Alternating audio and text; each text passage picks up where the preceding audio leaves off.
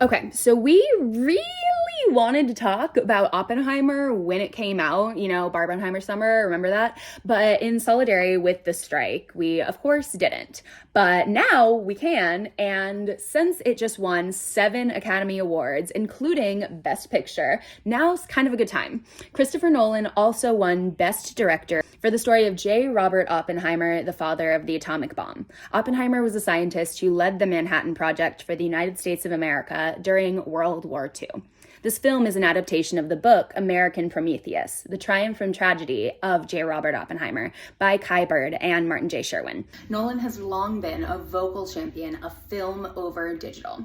His hot take is that with content digitalized, theaters will be able to track best-selling films and program accordingly. So what's the problem with that?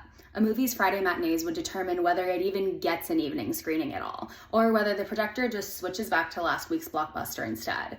This process could even be automated based on ticket sales. And as a result, he says it's smaller films that will wind up with the short straw as audiences opt for home viewing and more familiar studio fare. So basically, digital film has helped in the production of independent film, giving filmmakers access to high-end cameras at cheaper, more accessible costs. But it also might lead to the death of indie film having a chance in the box office.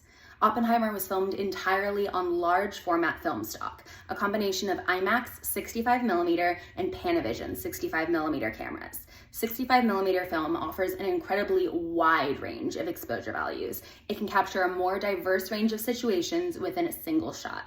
Darker scenes, for example, can benefit from deeper shadows without sacrificing the clarity of the image. The runtime of Oppenheimer is 3 hours and 9 minutes, so the film reel itself is around 11 miles long and weighs about 600 pounds. The film was distributed by Universal Pictures, which means it was Nolan's first movie outside of Warner Brothers since Memento.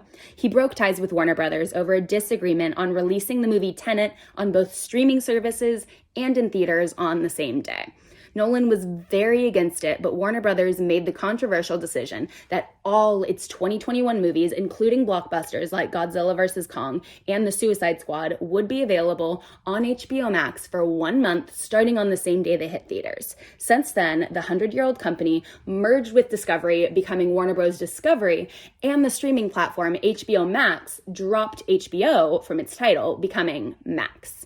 We've talked about the distributor, film versus digital, and now we want to discuss the amazing cast. Oppenheimer marks the 6th collaboration between Christopher Nolan and Cillian Murphy, following Batman Begins, The Dark Knight, Inception, The Dark Knight Rises, and Dunkirk. Murphy played the lead role of J. Robert Oppenheimer, the father of the atomic bomb, which makes this the first time Murphy was the lead of a Nolan film, and it won him the Academy Award for Best Actor. But Murphy wasn't the only actor to get an Oscar for this film. Best Supporting Actor went to Robert Downey Jr. for his role as Louis Strauss. Murphy was supported by an incredible ensemble cast, including Emily Blunt as his wife, Catherine Kitty Oppenheimer, Matt Damon as General Leslie Groves Jr., and Florence Pugh playing psychiatrist Jean Tatlock. The film also features Gary Oldman, Rami Malek, Ben Safdie, Josh Hartnett, Kenneth Branagh, Dane DeHaan, and Dylan Arnold, among others. Did you see Oppenheimer projected in the 65mm version? And how do you feel about the Max streaming platform? Let us know your feelings about all of this, and hey, follow us. We talk about movies.